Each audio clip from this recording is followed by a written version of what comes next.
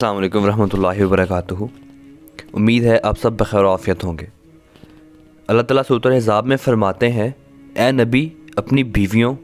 بیٹیوں اور مسلمان عورتوں سے کہہ دو کہ وہ اپنے اوپر چادریں لٹکا لیا کریں،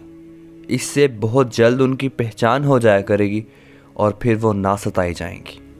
یہ وہی میسور ہے جس میں کبھی مسلمان حکمران ہوا کرتے تھے اور وہاں کی ہندو جنتا امن و امان کے ساتھ رہا کرتی تھی۔ آج یہ وہی میسور ہے، وہی مسلمان ہے، لیکن اگر کوئی نہیں ہے تو وہ ٹیپو سلطان نہیں ہے۔ میسور جسے آج کل کرناٹکا کہا جاتا ہے، کل 11 لاکھ مسلمانوں کا مسکن ہے، لیکن یہاں کی بی جے پی سرکار مسلمانوں کا جینا حرام کر رہی ہے اور مختلف ہیلوں بہانوں سے مسلسل مسلمانوں کو ایذا پہنچا رہی ہے۔ اگر ہم اس واقعے کی تفصیل میں جائیں تو بہت سے راز افشاں ہوتے ہیں کہ آیا کس طرح 20 کروڑ ہندوستان کے مسلمانوں نے اپنی بیٹیوں کو اس بی جے پی کے کتے کے لیے اکیلا چھوڑ دیا، کس طرح بے شرمی سے اویسی برادران نے پاکستان کی اس معاملے میں انٹرفیئرنس کرنے کی کوشش کو دھتکار دیا۔ یہ واقعات 2022 کے شروعات میں رپورٹ ہونا شروع ہوئے جب ایک جونیئر کالج کی ایڈمنسٹریشن نے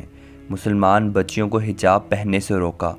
اور زبردستی انہیں کلاسز سے باہر نکال دیا۔ پھر آہستہ آہستہ یہ سلسلہ دیگر تعلیمی اداروں کی ایڈمنسٹریشن نے بھی شروع کر دیا اور بچیوں کو حجاب پہننے سے جبراً روکا جانے لگا، اور جلتی پر تیل کا کام ہندو طلبہ تنظیموں نے کیا اور اپنی گھٹیا اوقات دکھاتے ہوئے تعلیمی اداروں کے سامنے یہ شرط رکھ دی کہ اگر مسلمان طالبات کو حجاب پہننے کی اجازت دی گئی تو تبادلے میں وہ بھی سیفرون دوپٹہ اوڑھیں گے۔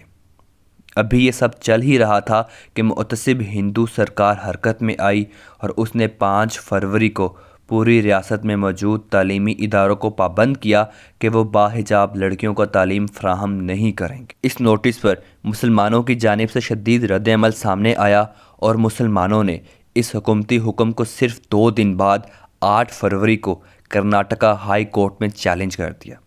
پٹیشن فائل ہونے پر حکومت نے عدالت پر اثر انداز ہونے کے لیے تمام تعلیمی ادارے بند کر دیے اور عدالت پر دباؤ ڈالا کہ حکومتی حکم نامے کو منوان تسلیم کرے۔ پھر وہی ہوا جس کا ڈر تھا۔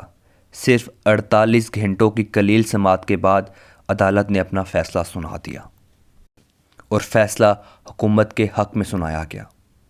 اور حکومت کو اس چیز کی اتھارٹی دی گئی کہ وہ زبردستی اب اس حکم نامے پر امپلیمنٹیشن کروائے۔ اور پھر جب 14 فروری کو تمام تعلیمی ادارے کھلے